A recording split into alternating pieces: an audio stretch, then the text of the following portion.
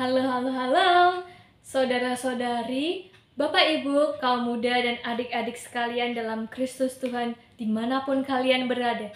Perkenalkan, nama saya Centuri Jantika. Saya di sini ingin membahas mengenai tentang Injil Sinoptik. Namun, saya akan lebih berfokus kepada Injil Matius. Nah, Injil Sinoptik sendiri ada 3, yakni Injil Matius, Markus, dan Lukas. Nah, mengapa dia namain Injil Sinoptik? Penasaran bukan? Berikut penjelasannya. Nah, kata Injil itu sendiri berasal dari kata Yunani yakni Evangelion, yang artinya kabar baik. Dan istilah sinoptik ini juga berasal dari kata Yunani, yakni synoptikos, berarti melihat dari sudut pandang yang sama. Injil Yohanes tidak termasuk Injil Sinoptik. Kenapa alasannya? Karena Injil Yohanes menampilkan banyak perbedaan dengan Injil-Injil Sinoptik. Perbedaan itu terletak pada susunan, sekuensi, kisah serta geografi, pandangan teologi, dan juga kosakata. Masih penasaran kan dengan Injil Matius? Berikut adalah pemaparan singkat mengenai Injil Matius.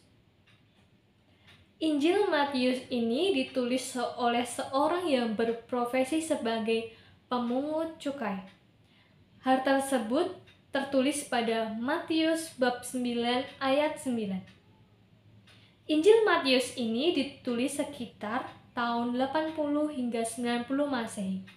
Jumlah ayatnya yakni 1068 ayat.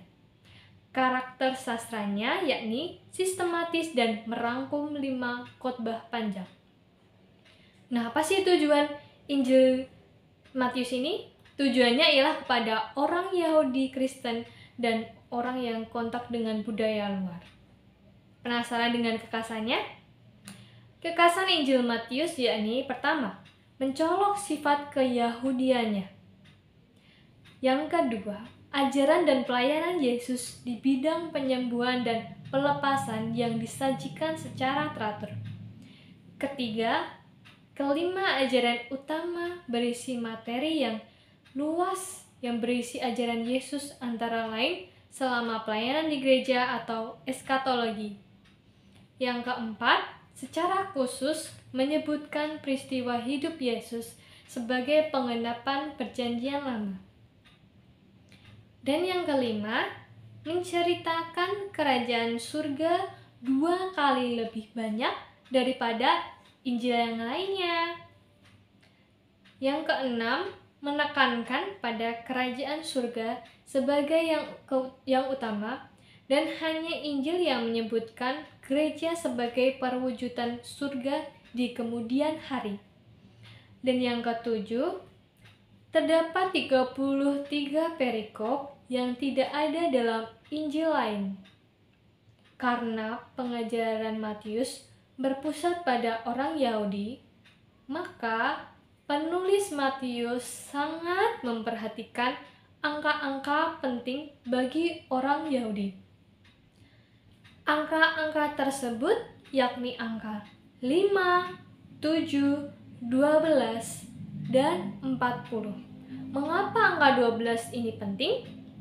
Karena angka 12 ini menunjukkan 12 suku Israel. Sedangkan angka 7 menunjukkan kisah penciptaan. Dan angka 40 ini menunjukkan 40 hari Yesus berpuasa di padang gurun. Nah, itu tadi hanya sedikit katekese mengenai Matius. Kita belum membahas mengenai Injil Markus dan Lukas. Semoga dengan katekese yang tadi, kalian semua dapat lebih memahami mengenai Injil Matius. Jangan lupa kalian saksikan video-video aku selanjutnya yang akan membahas mengenai Injil Markus dan Injil Lukas. Sampai jumpa. Thank you.